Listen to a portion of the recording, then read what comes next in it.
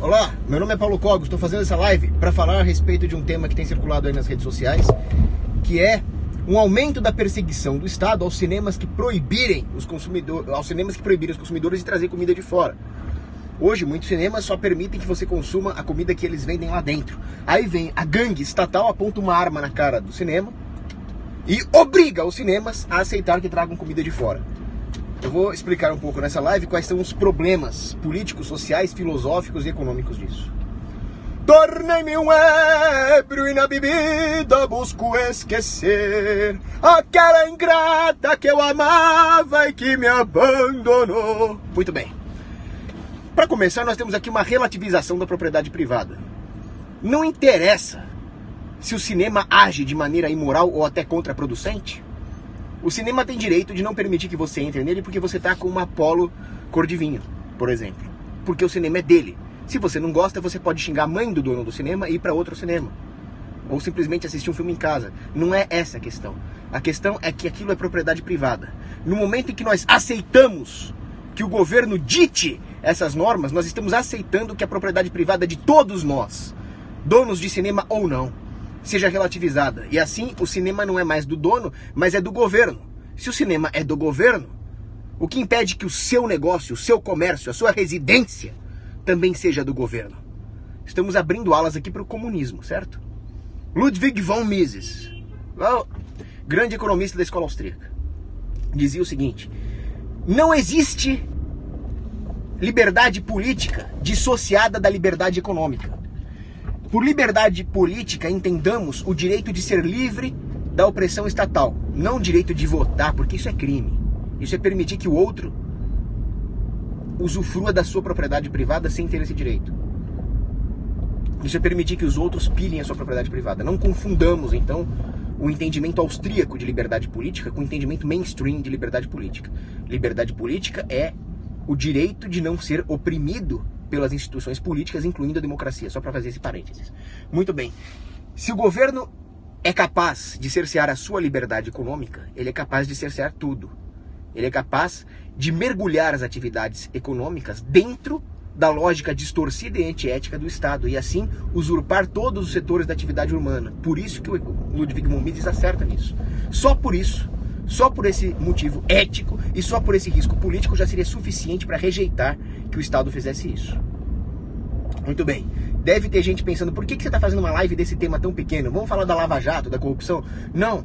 O tema grande é esse. A população devia estar revoltada não porque o Lula pegou o dinheiro que já foi roubado do povo pela Receita Federal, mas por causa desta interferência odiosa, hedionda do Estado na economia, no setor privado. É isso que destrói o Brasil. É por isso que nós somos pobres. Certo? Agora, tem um outro problema aqui. Isso é filosófico. Nós temos a destruição das regras do bom senso. O grande filósofo moral Herbert Spencer, que para mim é um dos melhores caras que já existiu, ele dizia: as leis humanas são linhas guias que criam ali um intervalo de bom senso em torno do qual nós devemos orbitar. Essa é a ideia dele. Então, realmente, as leis humanas não são absolutas. Absoluta é a lei de Deus.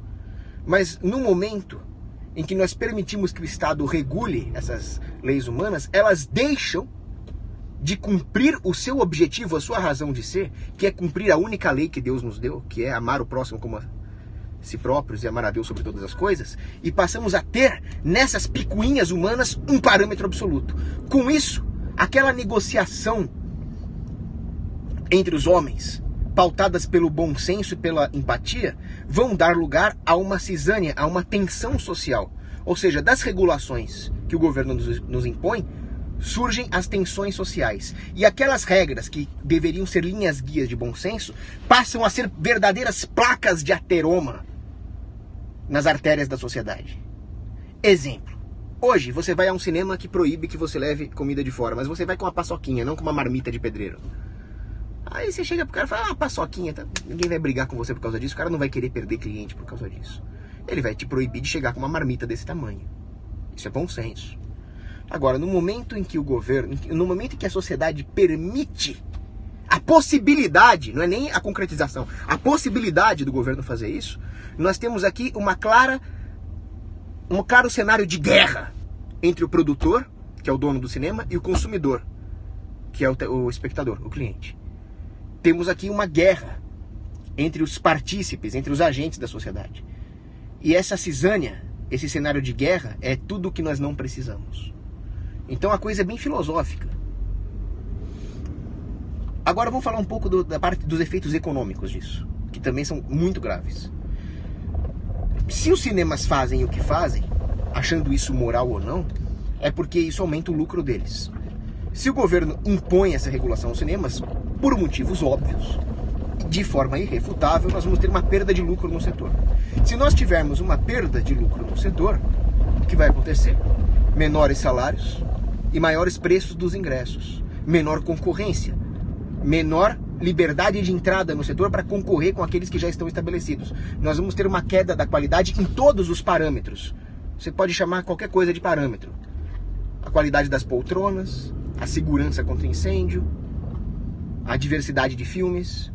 Vai ter uma queda em tudo isso. Agora, o que é interessante é que o consumidor que não come no cinema, o cara que come as refeições na hora certa, o cara frugal, disciplinado, ele vai pagar pelo guloso, ele vai pagar pelo comilão.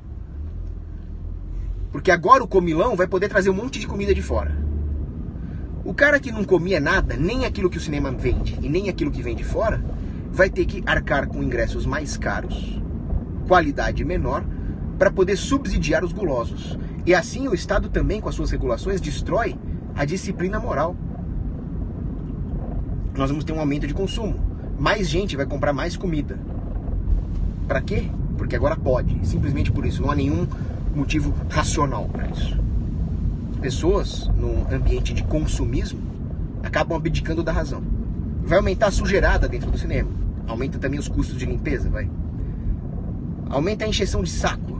O cara vai abrir uma comida fedida do seu lado ali. Tem todos esses problemas. Agora, se você quisesse realmente... Eu concordo que a comida que vende dentro do cinema é uma porcaria. E cara, overpriced. Agora, se você realmente acha isso imoral, contraproducente, desconfortável, inconveniente, abra um concorrente. Realmente é um absurdo ter que consumir a porcaria que tem dentro do cinema ao invés de trazer um belíssimo chocolate de Copenhagen de fora. Abra um concorrente. A liberdade econômica é capaz de providenciar essas coisas. Não a interferência do Estado. O que acontece é que o Estado está sempre querendo interferir na nossa vida com a desculpa de nos salvar de alguma coisa. Agora a desculpa é nos salvar da ganância do dono do cinema. Mas vamos nos lembrar do que disse o grande Mencken, H.L. Mencken. A ânsia de proteger a sociedade contra ela mesma não passa de um disfarce para ânsia de dominá-la. Lembre-se sempre disso. O governo nunca vai falar a verdade para vocês. Ele nunca vai falar, não, eu quero dominar vocês. Eu quero que vocês sejam meus escravos. Não, a desculpa é outra. A desculpa é o bem-estar social. É proteger vocês contra a ganância do capitalista. É proteger vocês contra vocês mesmos, porque o Estado é teu papai, né? Palhaços. Você acha que eu vou engolir uma mentira dessa? Tudo que o governo diz é mentira e tudo que ele tem foi roubado, disse Nietzsche. Então, não apoiem isso só porque vocês acham muito chatinho não poder ir com a sua comidinha dentro do cinema. Realmente é chato. Mas os problemas que surgem por causa da própria ganância do homem só podem ser corrigidos no mercado, com mais liberdade econômica, não com menos. Nós temos que lembrar uma coisa importante. Nós não podemos ter igualdade. Todas essas regulações do Estado passam pelo fetiche esquerdista da igualdade. O que tem a ver a regulação do cinema com igualdade? Simples. O conceito de igualdade é tão demoníaco que eles nivelam todas as particularidades que surgem num processo de mercado, até mesmo a particularidade do fato de haver um negócio que tem um dono que deve ter o direito de geri-lo. O cinema não deve ser do dono, o cinema deve ser de todos. O cinema deve ser da sociedade. Isso é a igualdade a níveis biopolíticos, onde você não tem mais o direito desigual de ser dono do seu negócio. Só eu posso geri-lo. Propriedade privada é exclusividade. Agora não tem mais isso. Agora é de todo mundo, é da sociedade. Com isso, ninguém, absolutamente ninguém, alcançará a plenitude. Vamos nos lembrar de Frank Chodorov. Os homens são desiguais. Isso é intrínseco à nossa natureza. A ordem só pode emergir da adequação a essas desigualdades. Isso é um conceito aristotélico. Não pode acontecer de outra forma. O Estado é incapaz de tratar os homens na proporção das suas desigualdades, para dizer um termo aristotélico. Só o mercado pode ir capturando essas desigualdades e adequando-as de uma maneira benéfica ao prover diferentes bens e serviços. É perfeito? Não. Não é perfeito, nem é para ser perfeito, porque perfeito é lá em cima, junto com Jesus. Aqui é perfeito mesmo. Mas é possível que nós tenhamos a chance de fazer esses ajustes. E quanto melhor você fizer esses ajustes no livre mercado, mais lucro você vai ter. Olha que interessante. Mas se o governo regula, não só emerge a desordem, porque os homens são desiguais, e se o governo impõe essa igualdade, não haverá uma adequação às nossas desigualdades, mas ele também mata a oportunidade de lucro.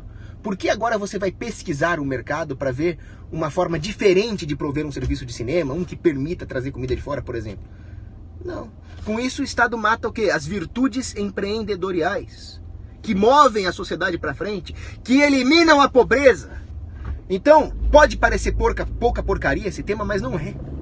Nós estamos falando de algo que vai, filosoficamente, afetar a nossa prosperidade futura e, pior, a nossa liberdade. Toda vez que o governo quiser regular alguma coisa, pega uma calibre 12, dá um tiro nele e acaba com a discussão. Não acreditem em nada do que o governo disser. Abraço.